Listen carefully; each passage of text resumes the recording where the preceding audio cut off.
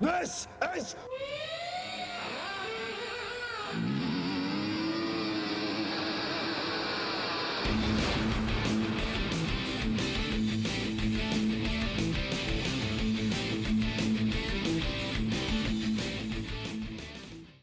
Welcome to a new series on the Return of the Son of the Show. The Spartan out front should have told you it's called the Butler Did It. The idea came from my friend Steve over there, who had the dubious honor of being on our now infamous Convoy episode. And I asked him if he wanted to do a series of something, and he's like, hell yeah. And I'm like, well, I talk like you're not here. What do you want to do? And we hashed it around. I'm like, well, why don't we go back to what we wanted to do a long time ago when we were doing podcast stuff more, was like a show that was in the defense of Gerard Butler movies, because they're among Steve's favorite movies. And we're like, all right, well, that's great, but we need a name for it. And you were the one that came up with the absolute gem. The Butler Did It. So, Steve, why don't you tell us what's your obsession with Gerard Butler? Hey guys. So, for those of you that don't know me, Paul and I do this other little show called the Don't Panic Radio Show. So you can go check that out if you want. And it was Link the down honor of a lifetime to be on the importance of being earnest. Yes. And I love that you wore the hat, the Oscar Wilde hat, just to playing off of the name of the show. So I love that. That was awesome. I'm hoping to eventually have like an entire wardrobe. Yeah. So it all started with the movie we're going to talk about today. Spoiler alert, Olympus Has Fallen. I watched that movie, and there was just, and we'll talk about this when we get into it. There's a lot about that movie that's pretty like a template. And I saw this actor that was like, I tried to get out, something happened and I got out of the Secret Service business or cop business or FBI business, or, if you're in the mech and you're Jason Statham, I got out of the diving business, something happened, right? Got out of the diving business. and I'm just gonna go. I'm not in that anymore. That ain't me. I ain't doing that anymore. I'm retired. I'm washed up. I'm whatever. And then, of course, there's the every time I try to get out, they pull me back in moment of the movie, right? And I was like, okay, I get it. Every other movie that does this, the actor is like The Rock or Jason Statham or Jason I almost said Jason Bourne. Matt, what's his name? The guy that played Jason Bourne. Jason Bourne. Yeah, Jason. They're like, okay, I don't believe for a second you didn't want back in. Right? I think you, every morning you woke up and when you were pouring beer on your Cheerios like Hawkeye and MASH, you were like, I want to be back in. The reason my life sucks. With Gerard Butler, I was like, that actor who I wasn't really familiar with him at the time, as will come out in these episodes. But I was like, I totally believe he didn't want back in. The whole time I'm just looking at this like middle-aged, like, I'd rather be fishing. I'd rather be back at the Treasury office sitting at my desk looking out the window. But I had to come over here and help out. I really only came over here to see what was going on, because I saw, I saw this plane flying around and I was like, what the heck is going on? And I went over there and the next thing you know, I'm pulled into it. Now I'm part of this. I don't want to be. I want nothing more than, and then when I watch the other Fallen movies, they're all the same way. They're all like, crap, gotta do this again. The Rock would be like, yes, I get to do this again. So that's what I really liked about him. And then you get to that third one and you meet his dad, the man who really doesn't want to get pulled into anything. And right. Dad's just like, I forget who played his dad. That's Nick Nolte. He's one of my absolute favorites.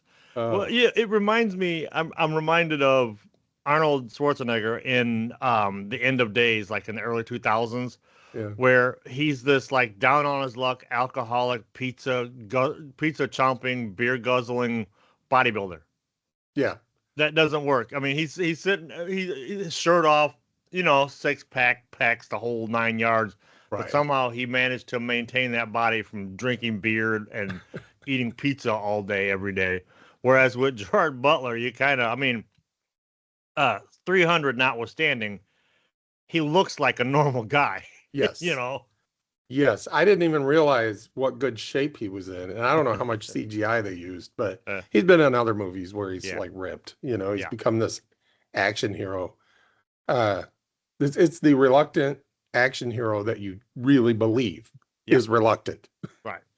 All right. Well, speaking of reluctant action heroes, let's get into it.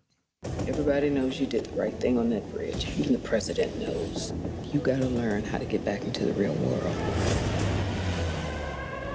Sir, there's no intrusion. Let's go. Move.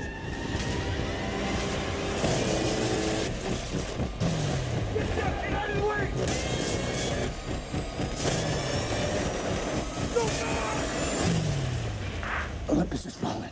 Olympus is falling. Oh my God. We have contact from inside the White House. Can we trust him?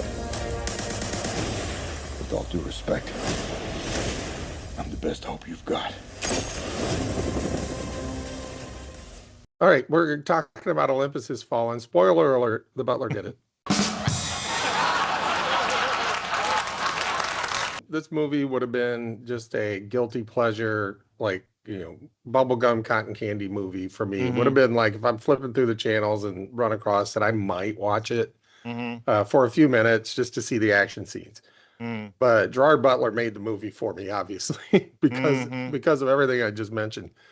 First of all, this latest time that I've seen the movie a few times, but this latest time I watched it to prepare for the show, Yeah. I was like, oh my God, I didn't realize it was a Christmas movie. It's totally a Christmas movie. I mean, the opening acts, like there's like Yeah. three, there's like act one and maybe sort of like a prologue. It's like So the James Bond opening sequence. Almost. Yeah. Just it sort of sets up the dynamic of between him and the president and stuff. Yeah. But it takes place during Christmas at Camp David. So I was like, that's kind of cool. And then part two, or act two, or you might call it act one. If you call that Christmas scene, the Christmas scene is where it sets up why Gerard Butler's character is sort of kicked out of the Secret Service or quits. It's not clear to me if he quit or got kicked out, but he makes a impossible decision. People die. And so then in act one, he's sitting at his desk at the Treasury Department, which, by the way, I don't know how many people know this, but the Treasury Department the Secret Service is part of the Treasury Department. So he didn't even leave the Treasury Department. He just went and sat at a desk doing, I don't know what. I don't know if he was like running spreadsheets or something, but anyway. The movie goes from being a Christmas movie to being a mix of Independence Day and Red Dawn. Not the remake, not the terrible remake of Red Dawn. Like although it has Bruno, elements we don't of that. talk about the remake.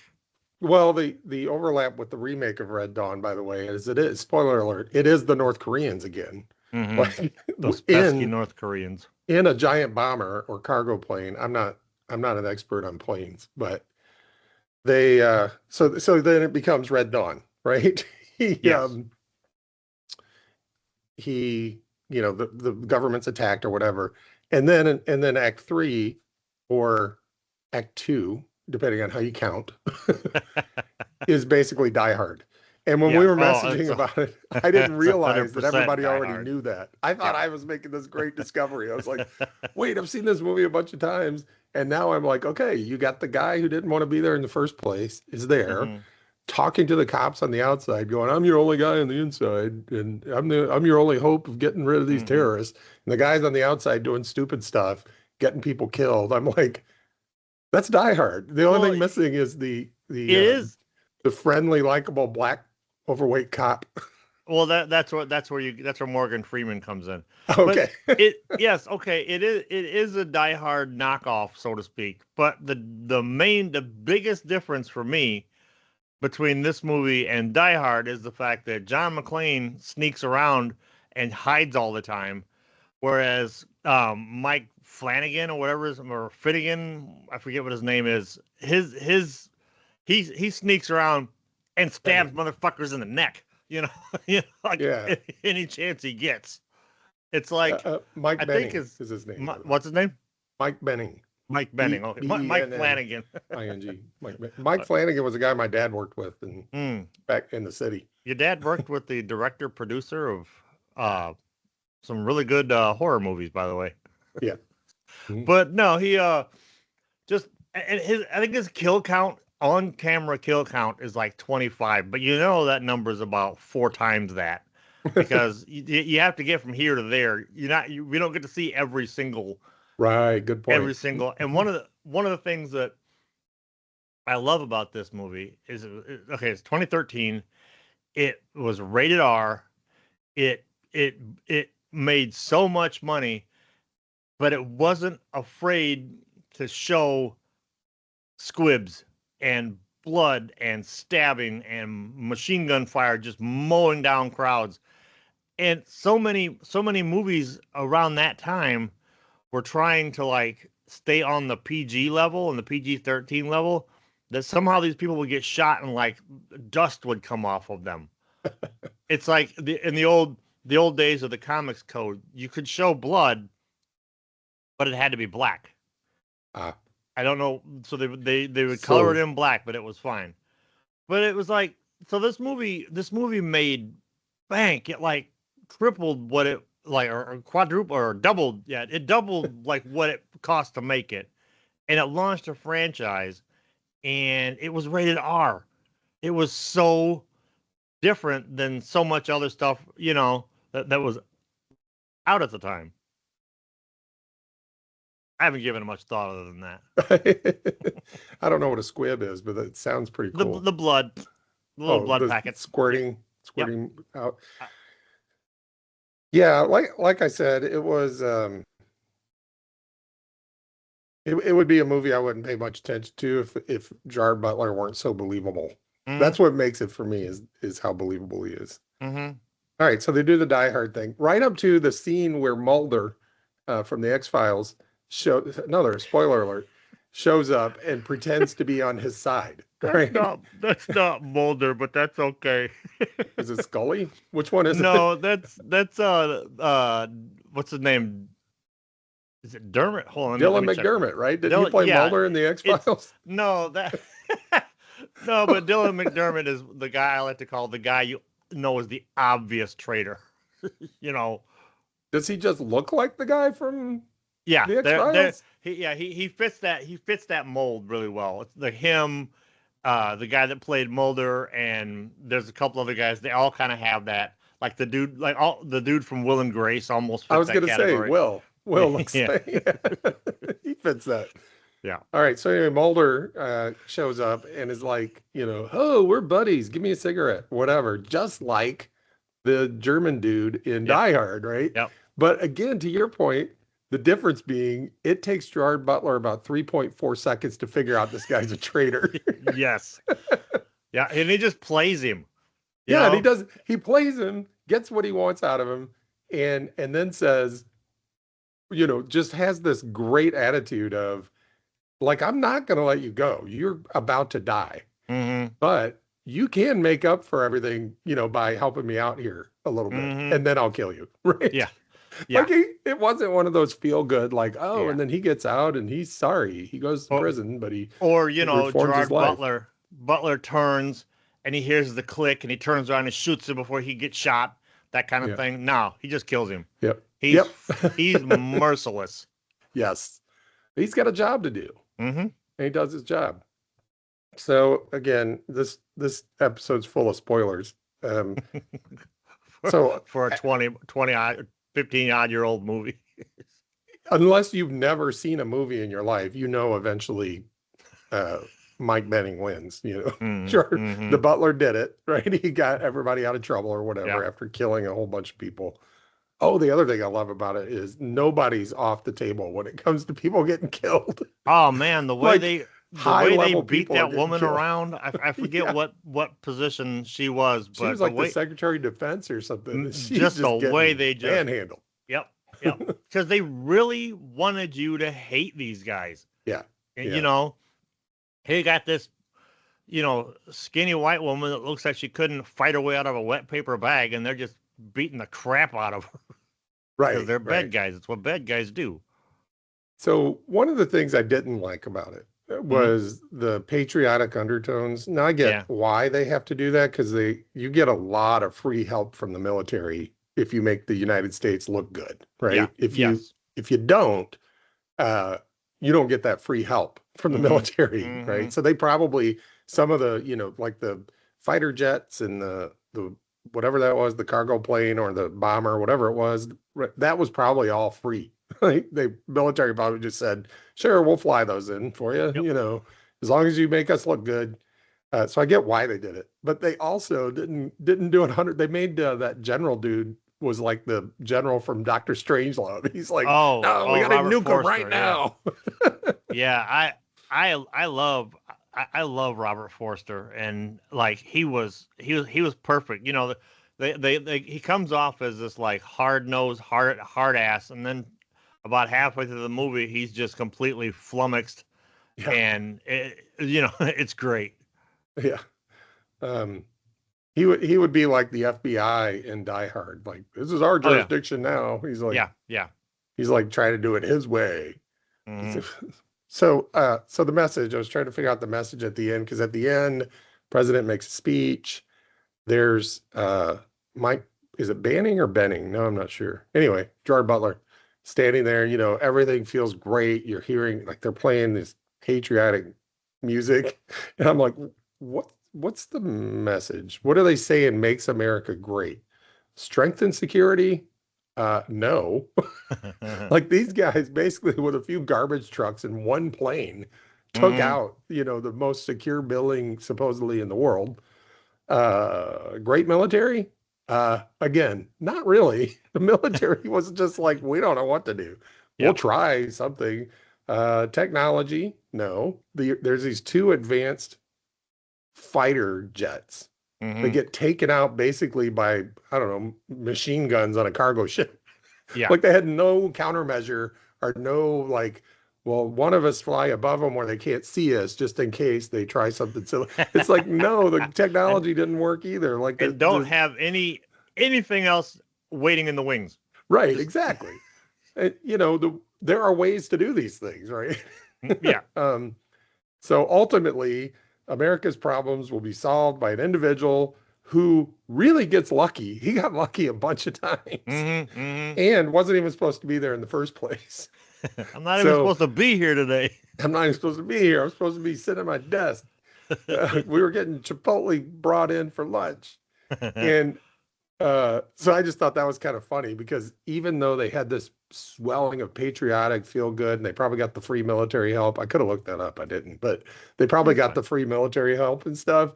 They make America look like the only thing that's great about America is sometimes somebody who's not supposed to be there will get lucky and keep us from, being taken over by North Korea. Right place, wrong time, right place, Yeah. Throwing a little bit of that rugged individualism, and this movie too was like, yeah, sure, it was derivative of Die Hard, but I think that's, to me, and the fact that they don't flinch on the rated R-ness of it all, makes it feel like an 80s movie. Because I contest that we can disagree. The world can disagree on a lot of things. Lord knows we do. The world can disagree on a lot of things. But the one thing that we can all agree on, and there's science to back this up, the 80s perfected action movies. No, that's just science. That's just science right there. By 1987, they had perfected action movies. Even the cheap ones were good by comparison to a lot of the action movies that get made today. And Olympus feels like an 80s action movie, just with CGI. And not too bad CGI either for 2013. I mean, I watched it. my TV is kind of big. It's not the greatest, and you can see some of the CGI-ness kind of creeping in on some of them, like the mobile gun things, and but yeah. but you just kind of also, hey, that's not real blood coming out of a guy, so Yeah. that I'm aware of. There was a lot of knife play, so yeah, I love this movie, dude. This was a good Yeah. pick. Well, we had to start somewhere, so we might as well have started with the movie that started my love affair with Jeremy. I mean, Gerard Butler. The other thing you had said a long time ago about Butler movies is how in the first 10 minutes you know everything you need to know about the movie. And Yes. I never really paid attention to that, but there are, I mean, with his movies, there are movies that will just go on forever Yeah. and you're like, what am I even watching? But like with Butler movies, within 10 minutes, you know the how, the where, the when, the why. Yeah. And it's not through just like chunky exposition. It's like you just watch the movie. You'll see like Yeah. what's that movie? The Sky Has Fallen, where Greenland. Yeah. Like within the first 10 minutes, you know everything that's gonna happen. Yeah. You know. Yeah. They don't One, waste any time. Nope. One, it's a disaster movie, so you know it's gonna be a disaster. You get all the players you need to know in the first 10 minutes, and that's like that's efficiency, man. That's what we need. That's what you need from in these days of uncertainty. You need some certainty. Yes. So I think we're in agreement on this one. The Butler done did it again. The Butler done did it again. Yep. All right. Well, I'm trying to figure out how to wrap this up. If you liked that and want to see more, Yeah. let us know in the comments. If you obviously, if you don't think this is a Christmas movie, I just think we need to hear from the fans. Is this a Christmas movie or not? Yeah, let us know down below. While you're down there, don't forget to do all the YouTube things. If you want to see more of The Butler Did It, let us know down below. We're gonna do it anyway, but it's nice to know somebody wants it too.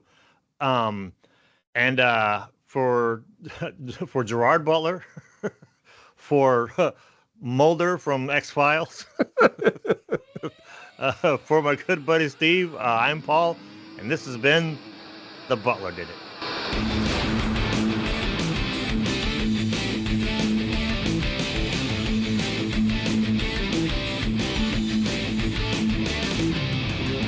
I'm gonna destroy some lives tonight. You don't know what it's like to fight. Soldiers laying down their lives each night while you are safe and